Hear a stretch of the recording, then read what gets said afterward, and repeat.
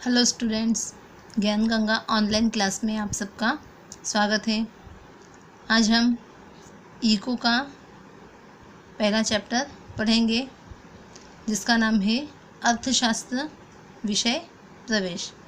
मतलब कि अर्थशास्त्र का हम इंट्रोडक्शन जानेंगे। तो हम सभी को पता है कि मनुष्य सभी जीवों में से बुद्धिशाली प्राणी है।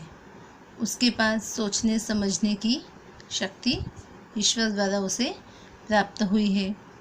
इसीलिए वह क्या करता है, अपने आसपास की हर परिस्थितियों का विश्लेषण करके उसका वर्गीकरण वह कर सकता है।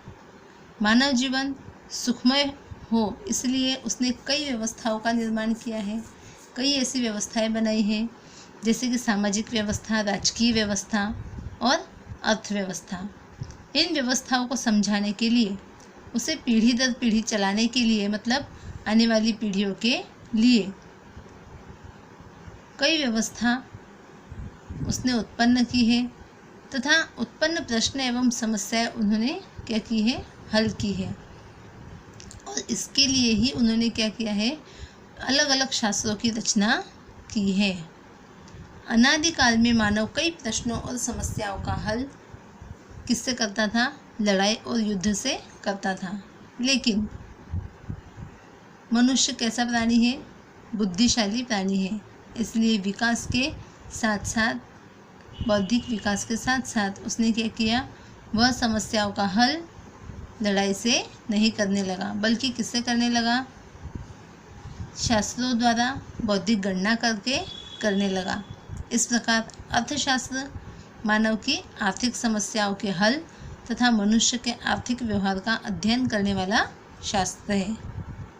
अर्थशास्त्र का अर्थ देखेंगे हम लोग कि अर्थशास्त्र किसे कहते हैं। अर्थशास्त्र शब्द का सामान्य अर्थ है अर्थ का शास्त्र। संस्कृत शब्द अर्थ पर से इस शब्द की प्राप्ति हुई है। संस्कृत में अर्थ शब्द के अनेक अर्थ हैं, जिसमें से एक है उद्देश्य, मतलब कि कुछ प्राप्त करना, जो आधुनिक आर्थिक अर्थ के साथ अधिक सुसंगत है। अंग्रेजी शब्द इकोनॉमिक्स ग्रीक शब्द ओक्योनॉम्स पर से अवतरित हुआ है। प्राचीन ग्रीस में लोग घरेलू सामान की जो निजी मालिकी होती है उसे वे ओकियोस कहते थे, और घरेलू सामान के व्यवस्थापन की रीति को नोमोस कहते थे। अर्थशास्त्र का भारतीय चिंतन देखेंगे। भारत में सभ्यता और संस्कृति का इतिहास लगभग 5000 वर्षों से भी अधिक पुराना है। इसीलिए भारतीय तत्वचिंतन में मानव जीवन के विविध पहलुओं का अध्ययन और मार्गदर्शन देखने को मिलता है। धर्म, अर्थ, काम और मोक्ष, ये 4 मनुष्य के पुरुषार्थ हैं जो मानव को ही करना होते हैं।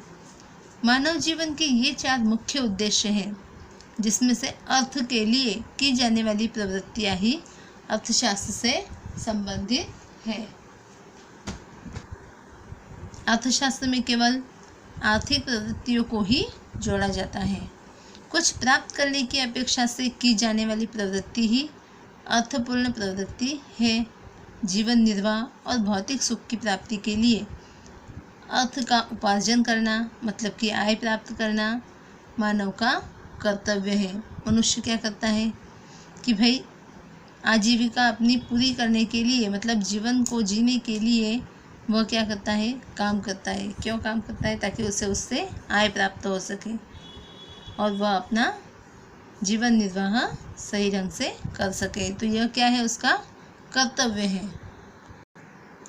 लगभग 2500 वर्ष पूर्व अर्थशास्त्र नामक अपनी पुस्तक में कौटिल्य की, जिनका दूसरा नाम है चाणक्य ने मानव की आर्थिक प्रवृत्ति का चिंतन प्रस्तुत किया था। इस संदर्भ में कौटिल्य के अनुसार मानव की प्रवृत्ति अर्थ है। मनुष्य जहाँ निवास करता है वह भूमि अर्थ है। इसलिए पृथ्वी से लाभ प्राप्ति के उपायों को दर्शाने वाला शास्त्र अर्थात अर्थशास्त्र। भारतीय चिंतन में मानव कल्याण का संपूर्ण रूप से विचार किया जाता था।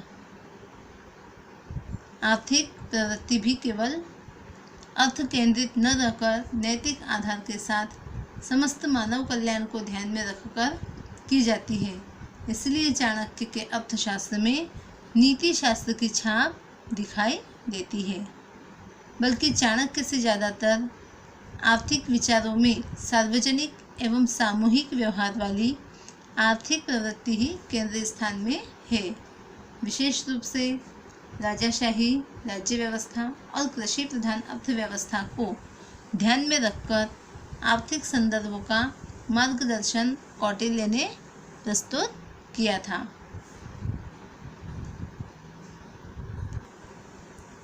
कौटिल्य ने भौतिक विचारधारा में साधन और साध्यों की स्पष्टता की है, जिसका विरोध संभव नहीं है। उनकी विचारधारा की तुलना पाश्चात्य अर्थशास्त्र के साथ नहीं की जा सकती। मनुष्य आर्थिक लाभों की प्राप्ति के लिए हमेशा इच्छित रहता है। मनुष्य हमेशा क्या चाहता है? आर्थिक लाभ प्राप्त हो, और उसकी प्राप्ति के बाद वह क्या चाहता है कि उसकी वह सुरक्षा कर सके। उसे बनाए रखना, उसके उपाय अर्थशास्त्र बताता है। आगे देखेंगे हम पश्चिम में अर्थशास्त्र का उद्भव और विकास कैसे हुआ। दर्शन शास्त्री एरिस्टोटल ने ओकियोनॉमिका नामक पुस्तक लिखी थी और उसमें आर्थिक चिंतन किया था। औद्योगिक क्रांति के बाद जिस प्रकार औद्योगिक क्षेत्र में सूक्ष्म श्रम विभाजन हुआ और विशिष्टीकरण हुआ, कोई एक कार्य किसी एक व्यक्ति द्वारा ही किया जाए और उसमें वह कुशलता प्राप्त करे, उसी प्रकार ज्ञान के क्षेत्र में अध्ययन और संशोधन में भी विशिष्टीकरण हुआ। भौतिक विज्ञान की तरह सामाजिक विज्ञान और मानव व्यवहार का अध्ययन करने वाले शास्त्रों में भी विशिष्टीकरण हुआ। अध्ययन की पद्धति मात्र तर्क या कल्पना पर आधारित न रहकर प्रयोग और जांच आधारित वैज्ञानिक पद्धति से अध्ययन शुरू हुआ।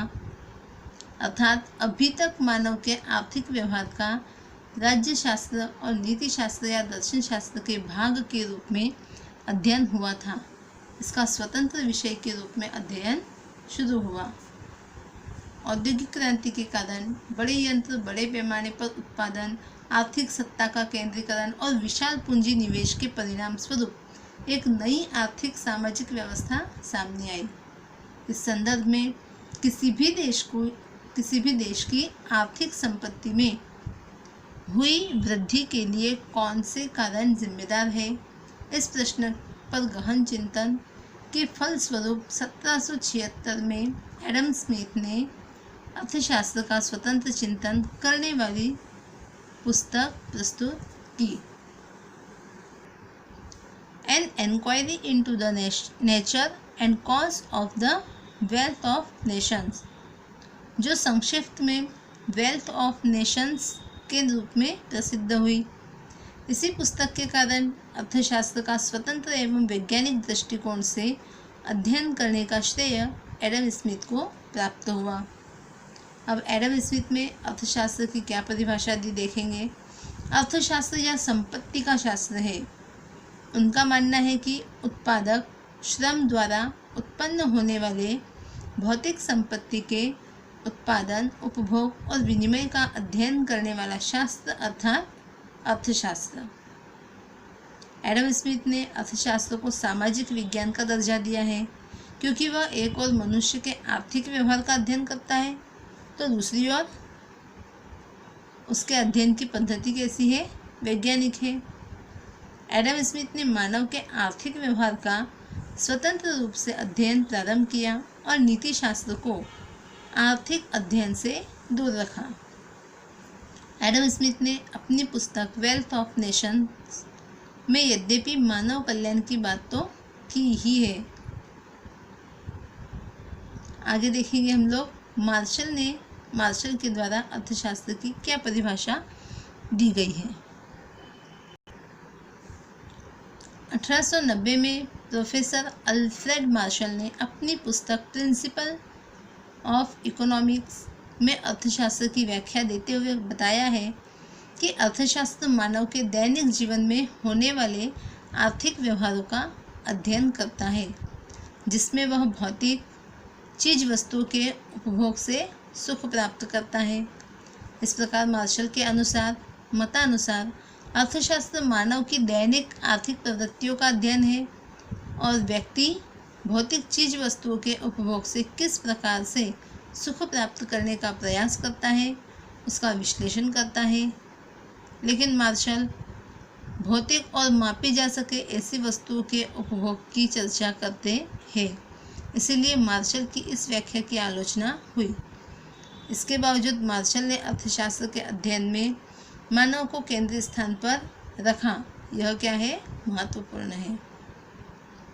रॉबिन्स ने भी अर्थशास्त्र की परिभाषा दी है। उन्होंने कहा है कि कोई भी शास्त्र अंततः मानव जीवन के किसी मूलभूत प्रश्न या समस्याओं का हल ढूंढने का प्रयास करता है। मानव जीवन के आर्थिक पहलू में महत्वपूर्ण प्रश्न यह है कि वैकल्पिक उपयोग वाले मर्यादित साधनों का अमर्यादित आवश्यकताओं के साथ कैसे सुसंगत करना है।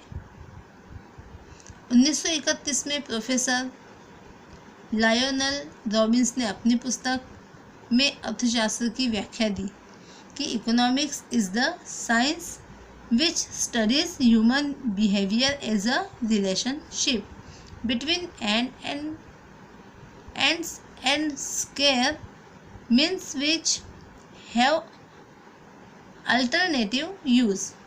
अर्थशास्त्र व्यक्ति अपनी आवश्यकताओं और वैकल्पिक उपयोगिता वाले साधनों के बीच किस प्रकार से तालमेल बैठाता है, उसके व्यवहार का अध्ययन करने वाला विज्ञान है।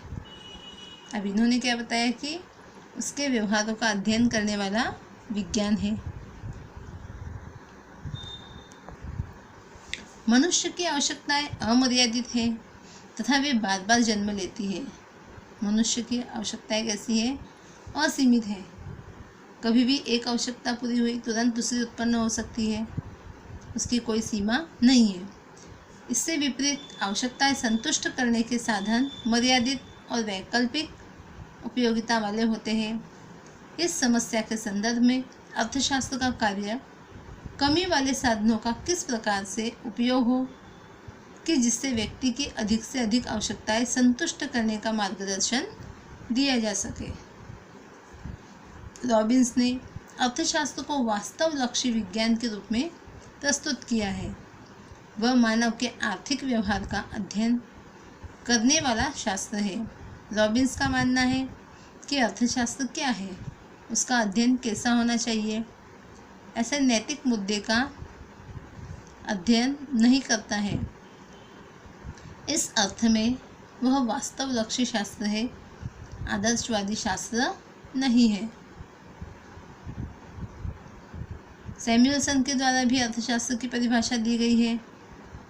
उन्होंने बताया है कि समाज किस प्रकार से कमी वाले साधनों का उपयोग करके महत्वपूर्ण आवश्यकताओं का उत्पादन करता है और उनका अलग अलग लोगों के बीच बंटवारा करता है, जिसका अर्थशास्त्र अध्ययन करता है।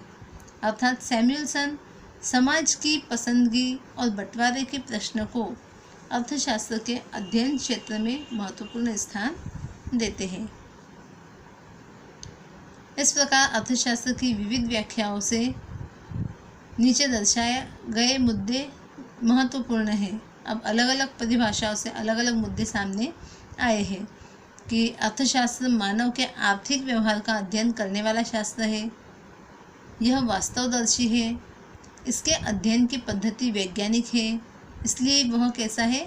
सामाजिक विज्ञान है। आगे हम देखेंगे कि आर्थिक प्रवृत्ति और अनार्थिक प्रवृत्ति किसे कहते हैं। मानव निरंतर प्रवृत्तिशाली रहता है। वह पूरे दिन में अनेक प्रकार की प्रवृत्तियां करता है, किसी न किसी प्रकार का कार्य करता है। मंदिर में दर्शन करना, मित्रों को मिलना, दुकान में बैठना, राजनीतिक चर्चा करना, टीवी या फिल्म देखना इत्यादि। अर्थशास्त्र मनुष्य की तमाम आर्थिक प्रवृत्तियों का अध्ययन नहीं करता है, बल्कि वह मनुष्य की केवल आर्थिक प्रवृत्तियों का ही अध्ययन करता है। इसीलिए अर्थशास्त्र के शुरुआत में आर्थिक प्रवृत्ति का अर्थ समझना अत्यंत आवश्यक है। तो चलिए हम देखते हैं कि आर्थिक प्रवृत्ति किसे कहते हैं। व्यक्ति अपनी आवश्यकताओं को संतुष्ट करने के उद्देश्य से वस्तु और सेवा के विनिमय के लिए आय प्राप्त करने तथा खर्च करने की प्रवृत्ति करता है, जिसे आर्थिक प्रवृत्ति कहते हैं। आर्थिक प्रवृत्ति में 3 संदर्भ महत्वपूर्ण हैं: आय, खर्च और विनिमय। अर्थात आर्थिक विनिमय के लिए आय प्राप्ति या खर्च करने की प्रवृत्ति अर्थात आर्थिक प्रवृत्ति। संक्षिप्त में हम कह सकते हैं कि आवश्यकताओं को संतुष्ट करने के लिए वस्तु और सेवा की प्राप्ति के लिए आय प्राप्ति या खर्च करने की प्रवृत्ति को आर्थिक प्रवृत्ति कहते हैं। तो आर्थिक प्रवृत्ति आप लोगों को समझ में आ चुकी है। अब हम देखेंगे अनार्थिक प्रवृत्ति किसे कहते हैं। जिस प्रवृत्ति का उद्देश्य आय प्राप्ति, खर्च करना या विनिमय करना न हो, बल्कि इसके अलावा अन्य प्रवृत्ति हो, तो उसे हम अनार्थिक प्रवृत्ति कहते हैं। जैसे कि दया, माया, प्रेम जैसी संवेदनाओं से प्रेरित होकर की जाने वाली प्रवृत्ति अनार्थिक प्रवृत्ति कहलाती है। जिस प्रवृत्ति में केवल आय या खर्च हो और विनिमय न हो, तो वह प्रवृत्ति अनार्थिक है। उदाहरण, दान देने की प्रवृत्ति। या खर्च होता है किंतु सामने से प्रत्यक्ष रूप से कुछ प्राप्ति होती है क्या? नहीं। इस व्याख्या पर से ऐसा फलित होता है कि व्यक्ति कुछ प्राप्त करने के आशय से लाभ और हानि की तुलना करते हुए जो प्रवृत्ति करता है उसे आर्थिक प्रवृत्ति कहते हैं, जिसके दौरान विनिमय होना अति आवश्यक होता है। आर्थिक प्रवृत्ति की स्पष्टता के लिए नीचे उदाहरण दिए गए देखो।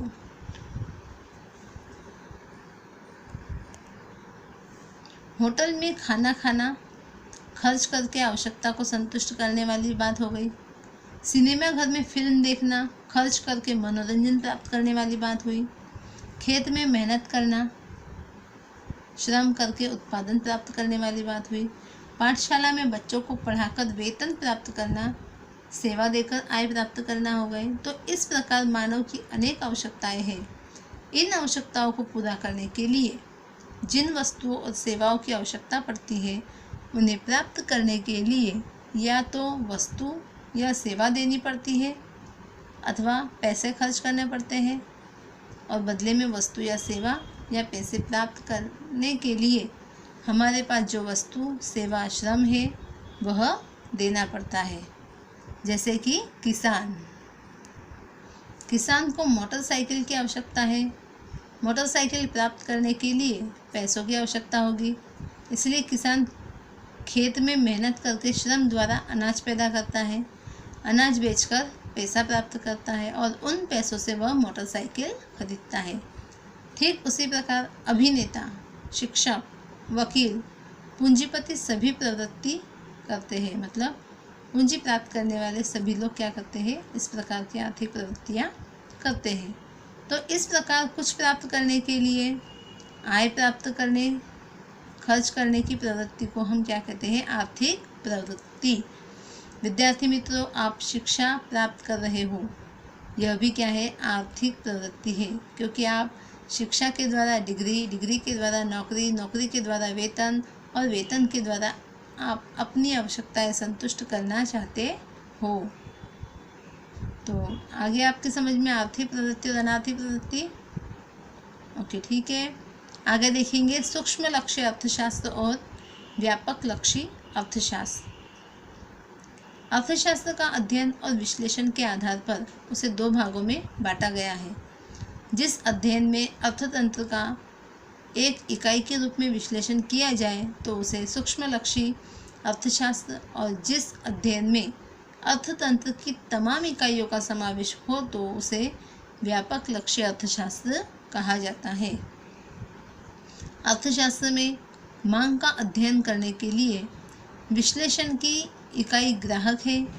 पूर्ति के अध्ययन में पीढ़ी विश्लेषण की इकाई है। उपभोग की इकाई वस्तु या सेवा है। श्रम बाजार में श्रम इकाई है। जहाँ इन इकाइयों के व्यवहार का अध्ययन किया जाए। जहाँ सीमांत को गणना में लिया जाए तो उसे सूक्ष्म लक्ष्य अर्थशास्त्र कहा जाता है। ऐसे अध्ययन का केंद्र बिंदु इकाई होता है, जबकि व्यापक लक्ष्य अध्ययन समष्टि का अध्ययन करता है। वस्तु की कीमत और उसके निर्धारण का अध्ययन, पीढ़ी की समतुला का अध्ययन, श्रमिक की सीमांत उत्पादकता के आधार पर वेतन निर्धारण, यह सभी संदर्भ सूक्ष्म लक्ष्य अध्ययन दर्शाते हैं। जबकि अर्थतंत्र में सामान्य भाव स्तर का निर्धारण, मुद्रा के मूल्य का अध्ययन, राष्ट्रीय आय की गणना, वैसे ही बेरोजगारी, गरीबी, जनसंख्या जैसी राष्ट्रीय समस्याओं का अध्ययन व्यापक लक्ष्य अर्थशास्त्र में होता है। सूक्ष्म लक्ष्य अर्थशास्त्र ग्राहक, पीढ़ी, श्रमिक जैसी आर्थिक इकाइयों का निर्णय करने में मददरूप होता है। इनके आर्थिक व्यवहार को समझने में अपना महत्वपूर्ण योगदान देते हैं। जबकि व्यापक लक्ष्य अर्थशास्त्र सरकार को आर्थिक नीति बनाने, आर्थिक संस्थाओं को निर्णय लेने में मददरूप होते हैं। आपको ये याद रखना चाहिए कि सूक्ष्म लक्ष्य अर्थशास्त्र और व्यापक लक्ष्य अर्थशास्त्र ये दोनों भाग अध्ययन और विश्लेषण का उद्देश्य निर्धारित करने तक ही सीमित है। शेष सूक्ष्म लक्ष्य अध्ययन पर से व्यापक लक्ष्य नीति बनाने में सहायभूत होते हैं और व्यापक लक्ष्य नीति की इकाई पर होने वाली असरों का भी अध्ययन किया जा सकता है। अभी हम देखेंगे कि सांख्यिकीय जानकारी का क्या महत्व होता है। भाई अर्थशास्त्र है, अर्थशास्त्र में सांख्यिकीय जानकारियों को ही एकत्रित किया जाता है और इसी के आधार पर क्या की जाती है, गणना की जाती है, अनुमान लगाया जाता है। तो देखते हैं कि सांख्यिकीय जानकारी का क्या महत्व है। सिद्धांतों के आधार में वृद्धि होती है। अर्थशास्त्र में दो आर्थिक चलों के बीच कार्य कारण के संबंधों की जांच करके सिद्धांतों को प्रस्तुत किया जाता है। इन सिद्धांतों की व्यवहारिकता की जांच करने के लिए आधारभूत प्रस्तुति के लिए सांख्यिकीय जानकारी आवश्यक और महत्वपूर्ण होती है। जैसे कि बरसात और कृषि उत्पादन के बीच का संबंध, कीमत और मांग के बीच का संबंध, लाभ और उत्पादन के बीच का संबंध सांख्यिकीय आधार के साथ प्रस्तुत किया जाए तो उसकी विश्वसनीयता बढ़ती है और व्यवहारिक दृष्टिकोण से वह सिद्धांत सही है या नहीं, इसकी भी जांच की जा सकती है। अगला देखेंगे, दशा और दिशा का रुझान जानने के लिए संपूर्ण अर्थतंत्र या उसके किसी एक क्षेत्र के रुझान किस प्रकार के हैं और किस दिशा में है, यह आंकड़ों के द्वारा जाना जा सकता है। उदाहरण देखेंगे, राष्ट्रीय आय में कृषि क्षेत्र का हिस्सा क्रमशः घटता जा रहा है। क्यों? क्योंकि पहले लोग बहुत अधिक प्रमाण में कृषि करते थे। अभी क्या हो गया है, लोग खेती करना पसंद नहीं करते हैं। भारत में होने वाली आयात का प्रमाण बढ़ता जा रहा है। अर्थतंत्र में मुद्रापूर्ति बढ़ रही है। यह रुझानों और आंकड़ों के द्वारा जाना जा सकता है। आंकड़े दशा और दिशा दोनों दर्शाते हैं। अर्थतंत्र किस दिशा में जा रहा है, किस देश के साथ उसके आर्थिक व्यवहारों में बढ़ोतरी हो रही है, किस क्षेत्र में उत्पादन बढ़ रहा है, किस क्षेत्र में रोजगार के अवसर बढ़ रहे हैं, यह तमाम दिशा सांख्यिकीय जानकारी पर से ज्ञात की जा सकती है। अगला है तुलनात्मक अध्ययन के लिए। सांख्यिकीय जानकारी का उपयोग तुलनात्मक अध्ययन के लिए अत्यंत उपयोगी सिद्ध होता है। स्थान और समय के रूप में तुलना आंकड़ों द्वारा ही की जाती है। भारत में ही 1951 की तुलना में 2015 में हमारे यहाँ आर्थिक क्षेत्र में कितने प्रमाण में परिवर्तन हुए तथा विश्व में अमेरिका, चीन, ब्रिटेन की तुलना में हम कहाँ हैं, यह जानने के लिए सांख्यिकीय प्रस्तुति महत्वपूर्ण होती है। नेक्स्ट है संक्षिप्त प्रस्तुति के लिए। आर्थिक अध्ययन में लंबे वर्णन के बदले आर्थिक संदर्भों को संक्षिप्त और प्रतीकात्मक प्रस्तुति के लिए सांख्यिकीय जानकारी और आलेख अत्यंत महत्वपूर्ण होते हैं। सामान्य व्यक्ति भी समझ सके इस प्रकार प्रस्तुत की जाने वाली सांख्यिकीय जानकारी तुलनात्मक रुझान और सिद्धांत की सचोट तथा संक्षिप्त प्रस्तुति करते हैं और आलेख की प्रथमदर्शीय समझ देते हैं। तो इस प्रकार सांख्यिकीय जानकारी का महत्व हमने देख लिया। नेक्स्ट हम अगले वीडियो में पढ़ेंगे।